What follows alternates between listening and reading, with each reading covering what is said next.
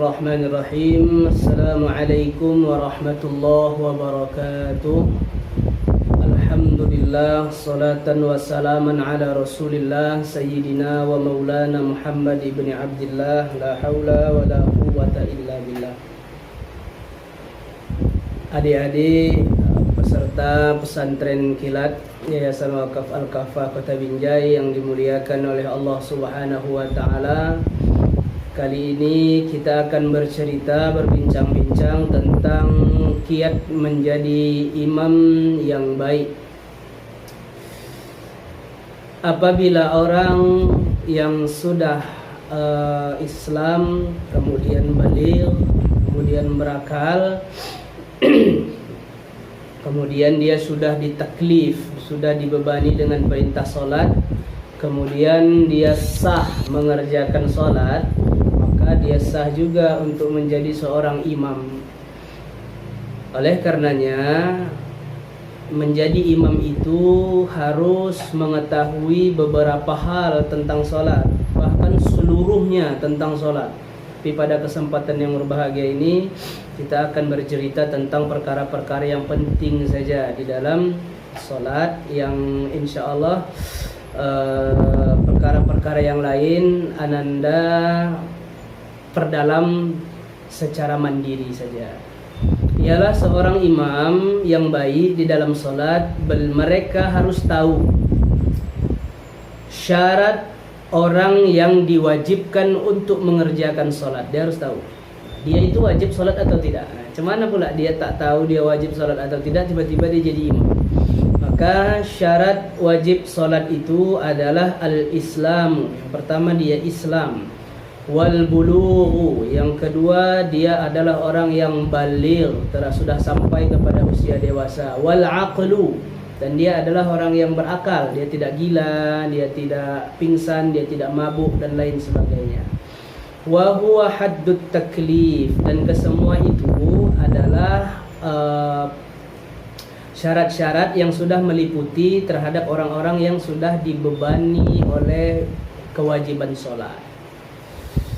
Kemudian adik-adik yang dimuliakan oleh Allah Subhanahu wa Ta'ala, setelah dia mengetahui tentang syarat-syarat orang yang wajib sholat, dia harus tahu juga syarat sah sholat. Seorang imam itu harus tahu tentang syarat-syarat sahnya sholat. Syarat sah sholat itu adalah paling tidak 5 perkara ya. Yang pertama, taharatul a'dha'i minal hadathi wan najasi. Suci anggota tubuh dari hadas dan najis. Jadi orang yang sholat itu, dia anggota tubuhnya itu harus bersih dari hadas. Hadas itu kan 2. Ada hadas besar, ada hadas kecil. Hadas besar cara membersihkannya adalah dengan mandi junub. Kemudian hadas kecil cara membersihkannya dengan berwudu. Jadi kalau kita merasa kita sudah kencing, kita sudah buang air besar, atau kita sudah kentut, maka berwudu itu menjadi syarat untuk kita mengerjakan sholat. Wasatrul aurati bilibasin tahirin, menutup aurat. Satrul aurati, menutup aurat. Dengan apa? Dengan pakaian yang suci. Jadi menutup aurat pun, kalau kain sarungnya bekas ompol adiknya, nggak boleh dia sholat, dan nggak boleh juga jadi imam dengan itu. Dan seorang imam harus berhati-hati sangat menjaga pakaiannya itu benar-benar suci. Jangan kain yang bekas tidur tadi malam dipakai untuk imam sholat subuh. Itu berarti tidak berhati-hati. Wal wuqufu ala makanin tahirin, dan berdiri di tempat yang suci. Jadi seorang imam itu harus tahu najis, dan cara mensucikannya. Jadi kalau di tempat dia sholat, di tempat dia menjadi imam itu ternyata ada kotoran itu dia harus bisa bedakan kotoran itu najis atau tidak. Kalau kotoran itu lumpur, lumpur, ingus, itu enggak najis. Jadi dia suci walaupun kotor. Tapi kalau kotoran itu adalah kotoran hewan, misalnya ada kotor tai kucing misalnya ya, itu harus dibersihkan atau pindah tempat. Tempat yang lain. Kalau tak ada lagi tempat yang bisa dipakai untuk menjadi imam, maka tempat itu harus dibersihkan. Seorang imam harus tahu syarat-syarat untuk mengerjakan sholat. Jangan pula di situ ada muntah kucing di bantainya jadi imam di situ kan, tak sah sholatnya karena tidak memenuhi syarat. Kemudian yang keempat, wal ilmu bidukhulil waqti. Seorang imam itu harus tahu dia masuk waktu atau tidak. Enggak seorang imam ya, orang yang sholat. Orang yang sholat harus tahu dia mengerjakan sholat itu udah masuk waktu atau belum. Kalau belum masuk waktu, haram dia mengerjakan sholat. Harus tahu masuk waktu. Udah masuk waktu subuh apa belum? Jangan jam 2 malam sholat subuh ya, nggak boleh. Kemudian wastiqbalul qiblah, jadi menghadap ke kiblat. Seorang imam harus tahu kemana arah kiblat. Kalau nggak tahu arah kiblat, cari tahu. Udah berusaha untuk mencari tahu, nggak tahu juga arah kiblat di mana. Fawalli wajhaka, kemanapun engkau menghadap, maka di situ adalah wajah Allah.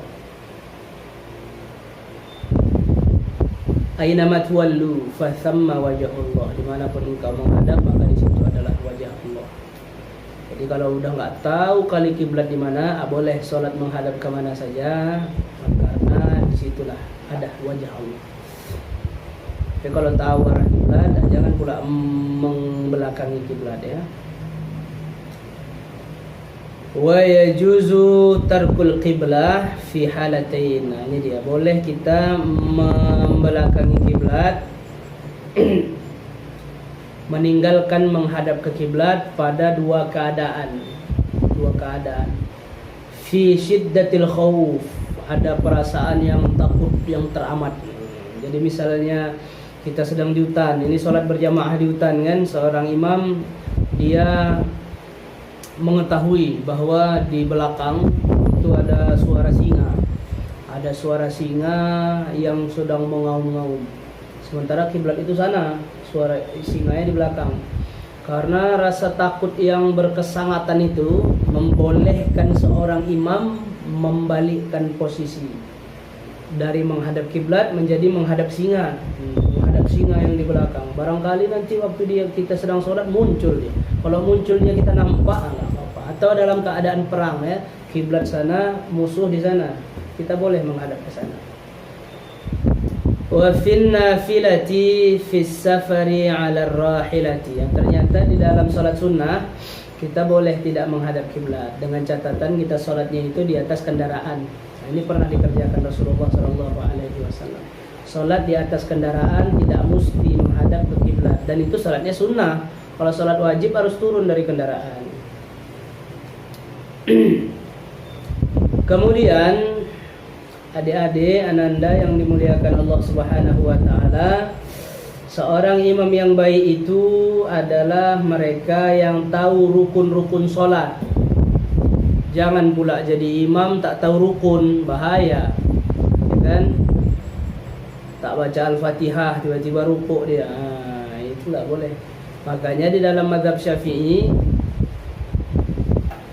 dilarang bermakmum dengan imam yang bermadzhab Maliki. Kenapa? Karena Imam Malik Al-Fatihah tak wajib sama dia, tidak rukun. Kan bertentangan kan? Sementara Imam Syafi'i wajib, dan itu saya rasa terlalu berlebihan. Boleh saja menjadi makmum walaupun imamnya bermadzhab Imam Malik ya. Jadi rukun-rukun salat itu adalah ada 18 ruknan. Ada 8. 8 itu berapa? Samaniyah tis'ah asyara, 8 ya. Samaniyatu asyara, 18 ruknan, rukun. Yang pertama an-niyatu. Rukun salat yang pertama adalah niat. Wal qiyamu ma'al qudrah. Jadi yang kedua adalah berdiri tegak jika mampu. Jadi kalau tidak mampu tidak mengapa, tidak berdiri. Tapi kalau mampu tak boleh salat duduk, karena dia rukun ya. Wa takbiratul ihrami. Takbiratul ihram. Jadi di dalam salat itu ada takbir ihram, ada takbir intiqal. Takbir ihram itu adalah takbir yang dilakukan ketika masuk ke dalam salat. Dan tugas takbiratul ihram ini mengharamkan segala perkara yang halal dikerjakan di luar salat. Makan, minum, bercerita, lompat-lompat, guling-guling misalnya kan, itu boleh di luar sholat. Tapi kalau udah takbiratul ihram, Allahu Akbar, maka makan haram, minum haram, berbicara haram. Maka namanya takbiratul ihram, dan itu rukun ya. Wa qiraatul Fatihah, dan membaca surah Al-Fatihah. Wa bismillahirrahmanirrahim. Ini madhab Syafi'i ya. Dan madhab yang kita anut di Asia Tenggara ini termasuk Indonesia adalah madhab Imam Syafi'i. Jadi kita membaca Al-Fatihah itu bismillahirrahmanirrahim. Harus dengan bismillahirrahmanirrahim. Baca surah Al-Fatihah. Jangan imam tak tahu Al-Fatihah itu rukun atau tidak. Allahu a'lam kata dia. Enggak boleh. Harus kokoh, harus yakin kalau Al-Fatihah itu adalah rukun. Kemudian ayatun minha. Karena bismillah itu adalah ayat dari Al-Fatihah. War ruku'u wat tuma'ninatu fihi. Jadi ruku' dengan tumakninah. Tak boleh ruku itu terburu-buru, harus tenang, harus tumakninah. Jadi rukun-rukun ruku pun ada. Ruku itu ada rukunnya. Salat di antara rukunnya adalah ruku, dan ruku itu ada rukunnya lagi. Nanti diperdalam lah ya secara mandiri. Intinya kita harus tahu ruku dengan tumakninah itu adalah rukun di dalam salat. Wasujudu wat tuma'ninatu fihi, dan sujud dengan tumakninah. Sujud harus dengan tumakninah. Imam harus tahu. Jangan imam itu cepat kali sholatnya kan, sehingga makmumnya merasa kewalahan.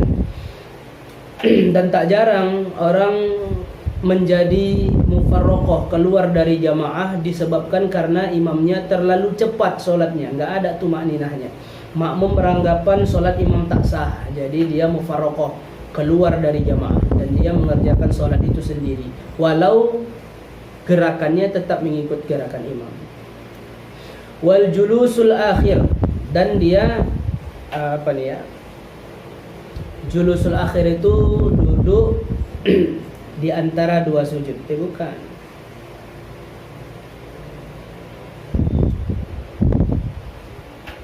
Habis ruku kok sujud ya? Salah tadi kita ya. Habis ruku warraf'u wal i'tidalu. Habis ruku i'tidal dengan tumakninah, wa tumakninah dengan tumakninah juga.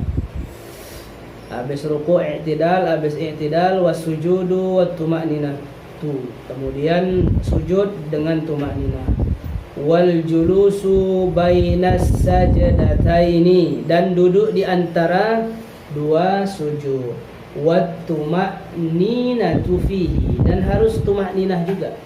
Jadi sujud duduk di antara dua sujud harus juga dengan tumakninah. Tumakninah itu apa? Tumakninah itu tenang. Kemudian wal julusul akhiri wa tashahhudu fihi, duduk yang terakhir. Duduk terakhir itu duduk tahiyat akhir ya. Kemudian tasyahud di dalam duduk terakhir. Tasyahud itu membaca bacaan at-tahiyatul mubarakatus salawatut thayyibatu lillah dan seterusnya ya. Dan itu rukun. Duduk tahiyat akhir rukun. Tahiyat awal tidak rukun. Imam harus tahu kalau tahiyat awal itu tidak rukun. Jadi kalaulah nanti seandainya lupa tahiyat awal, berdiri langsung imam, kemudian makmum mengucapkan subhanallah, imam jangan turun. Imam jangan turun untuk mengejar duduk tahiyat awal. Enggak perlu merusak nazmus shalah. Enggak boleh. Tetap aja berdiri, nanti di akhir sujud sahwi. Dan sujud sahwinya itu pun hukumnya sunnah, karena yang ditinggalkan itu sunnah, bukan perkara yang wajib yang ditinggalkan. Kalau yang ditinggalkan wajib, barulah kita tambah 1 rakaat, karena rakaat yang kita tinggal rukunnya itu dianggap tidak ada. Kita tambah 1 rakaat, baru sujud sahwi. Sujudnya itu wajib, sujud sahwi. Itu nanti penjelasannya lebih dalam, dipelajari sendiri ya. Duduk tahiyat awal itu tidak rukun. Kemudian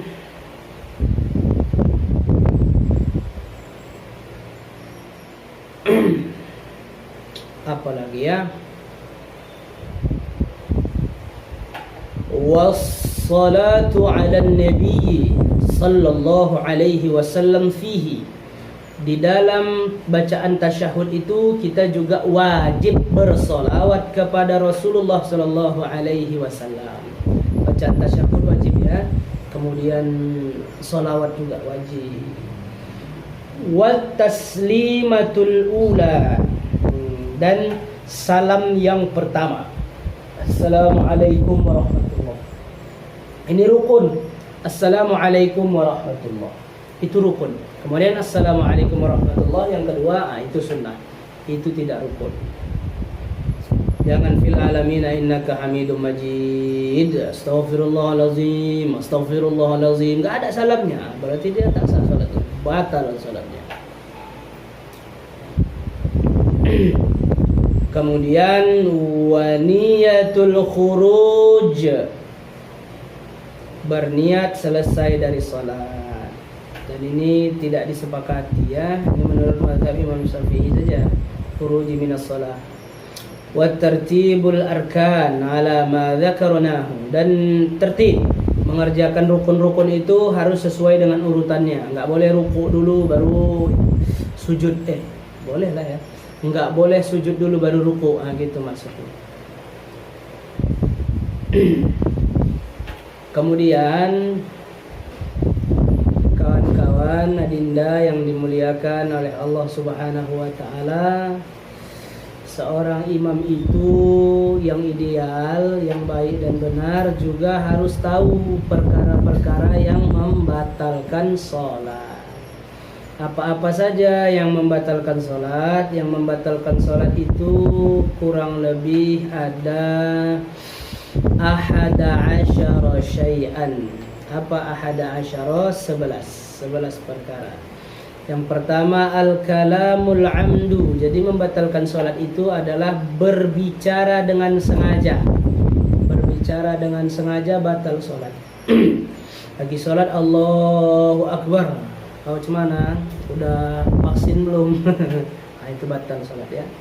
Kemudian wal amalul katsir, terlalu banyak bergerak dengan gerakan yang besar. Ini kan nggak boleh banyak kali bergerak di dalam sholat, batal. Wal hadatsu, berhadas, tiba-tiba lagi sholat kentut, batal sholat.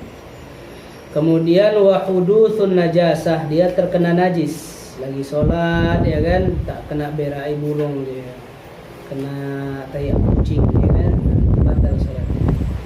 Wangkisyaful aurah, tersingkapnya aurat, nah, maka itu juga membatalkan sholat. Taghyirun niyah, berubah niatnya ya kan. Jadi dia sholat Allahu Akbar, niatnya sholat qobliyah subuh, tapi kok rasa-rasanya udah siang kali, nanti terlambat pula pergi sekolah. Udahlah, gantilah niatnya dengan sholat subuh. Tak boleh. Berubah niat batal sholat. Jadi yang membatalkan sholat itu cakap-cakap, kemudian bergerak terlalu banyak, salto-salto mungkin di dalam sholat, batal sholat. Hadas, terkentut di dalam sholat, batal sholat. Wa hudutsun najasa, lagi sholat tiba-tiba tak sengaja di bawah ada tai kucing terpijak, batal sholat. Wangkishaful aurah, terbuka auratnya, lagi ruku angin kencang tersingkap baju, batal aurat. Batal sholat. Wa taghyirun niyah, berubah niat batal sholat. Allahu Akbar, niatnya sholat zuhur, tapi kok udah jam 5. Udahlah, gantilah sholat asar. Nggak boleh, batal sholatnya. Wastidbarul qiblah, istidbarul qiblah, berpaling dari kiblat. Jadi kalau lagi sholat Allahu Akbar, gatal bahu, garuknya pakai dagu, ini berpaling dari kiblat, batal sholatnya. Atau berpaling sama sekali badannya sekalian, kan, batal sholat. Wal aklu wasyurbu, makan dan minum. Jadi kalau kita baru siap makan, ada sisa-sisa daging di sini, ya kan, sisa-sisa daging, kemudian kita sholat. Pas sholat kita giniin, lepas dia, kita makan, batal sholatnya, ya. Itu juga membatalkan sholat. Wal qahqahatu, tertawa dengan terbahak-bahak. Lagi sholat misalnya, kan, lewat tikus bergandeng di depan, kencang kali macam mobil Tamiya, ketawa, karena ketawa kawan ketawa, awak ketawa juga, batal sholat. Wariddatu, kemudian murtad juga ternyata membatalkan sholat. Jadi adik-adik yang dimuliakan oleh Allah Subhanahu wa ta'ala, menjadi imam itu kalau kita sudah bisa mengerjakan sholat sendiri dan sholat kita itu sah menurut hukum fikih, maka kita sudah boleh menjadi imam.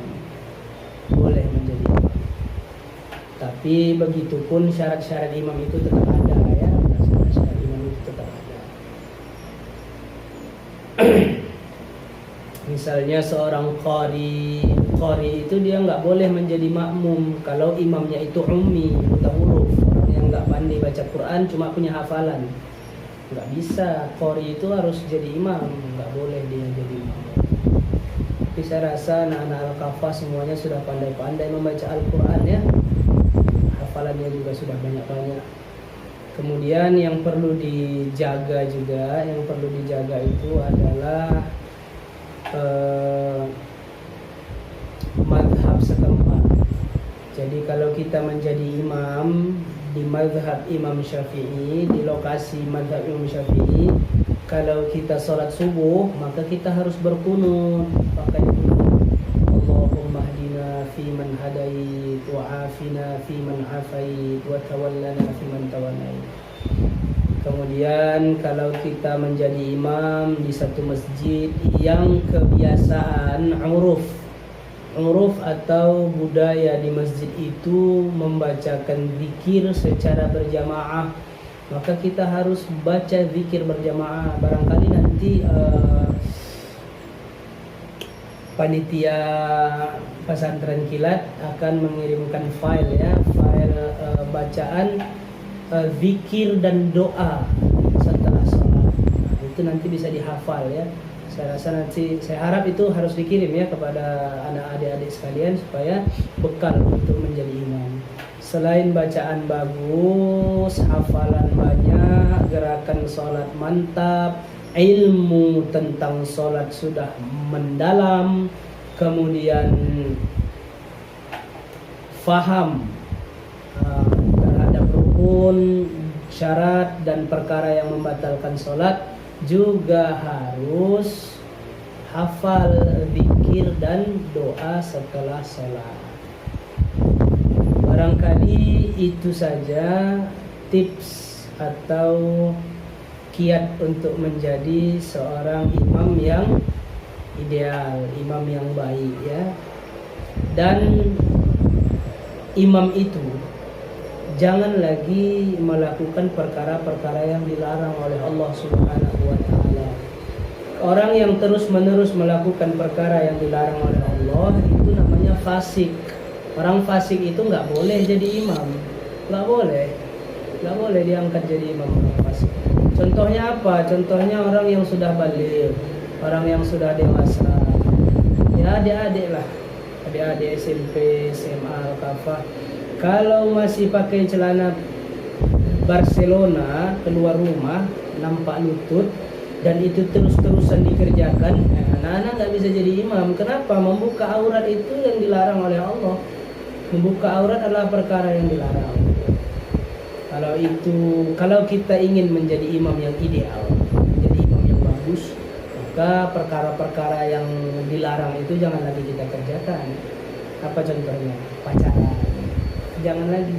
Kalau masih pacaran nggak boleh jadi imam, pasti. Karena pacaran itu nggak ada yang syar'i, semuanya haram, dilarang oleh agama. Yang kedua, membuka aurat, pakai celana pendek, ya kan?